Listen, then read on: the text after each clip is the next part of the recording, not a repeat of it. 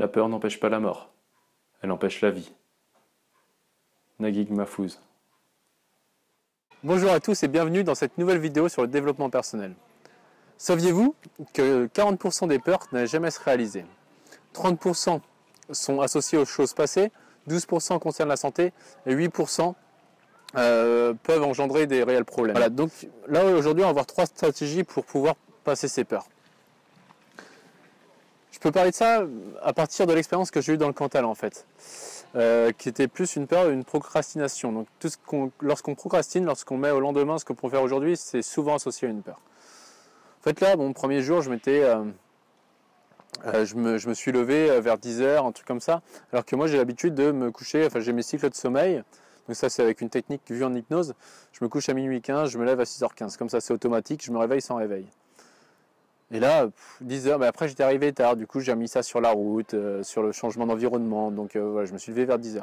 Le lendemain, je me suis levé vers 8h30. Et je comprenais pas, le surlendemain, pareil, je me suis couché un petit peu plus tôt, je sais plus. Et j'ai vu, pareil, je traînais dans le lit, et je voyais en fait au Velux qu'il faisait jour. Et voilà, donc je me suis posé la question, mais parce que j'ai pris conscience que je procrastinais, je me suis dit, Pierre, de quoi t'as peur ? Et du coup, je me suis rendu compte que j'avais juste simplement peur de m'ennuyer toute la journée, vu que je faisais rien. Donc une fois que cette peur était identifiée, j'ai pu passer à l'action. Donc ça, c'était la première étape, identifier la peur. Ensuite, son utilité. D'après Christine Petit-Colin, la peur est une perception d'une situation à venir nécessitant une préparation. Donc là, clairement, l'utilité de la peur de rester au lit, c'est d'éviter de m'ennuyer.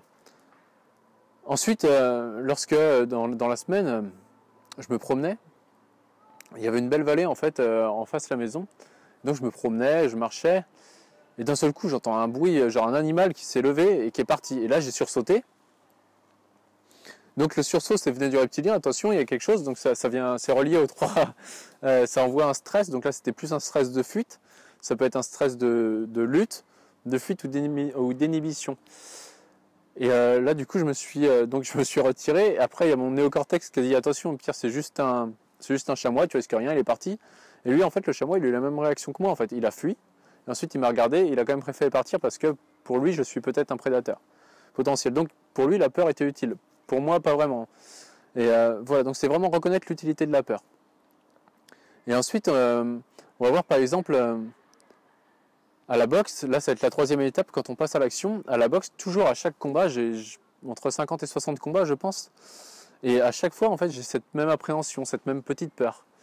Et Kessin, d'ailleurs même Dida Diafat disait qu'avant chaque combat il avait peur. Et c'est vrai qu'il y a un moment, pour moi en tout cas, il y a un moment où si on me dit ton adversaire il est pas là, juste en monter sur le ring, je serais soulagé. Pendant quelques secondes, après je serais dégoûté parce qu'il y a la préparation. Mais pendant quelques secondes je serais soulagé. Du coup on va arriver sur le ring, on a cette appréhension, ce stress. On va monter sur le ring, il y a les commandements de l'arbitre. Ensuite, on nous met le protège dans la bouche, et là, on y va. Et au moment où on part, en fait, on n'a plus peur. Du reste du combat, on est bien, on n'a plus peur, on est dans l'action. Donc, les trois choses, en fait, ça va être identifier la peur.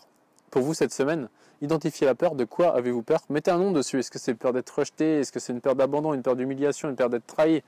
La peur d'une injustice aussi. Ça, c'est par rapport aux 5 blessures émotionnelles de l'enfance. Mais il y en a plein d'autres des peurs. Donc identifier la peur, ensuite, est-ce qu'elle est vraiment utile? Quelle est son utilité? Si oui, que dois-je mettre en place pour justement mieux me préparer à l'action à venir? Et ensuite passer à l'action tout simplement, et vos peurs s'envoleront.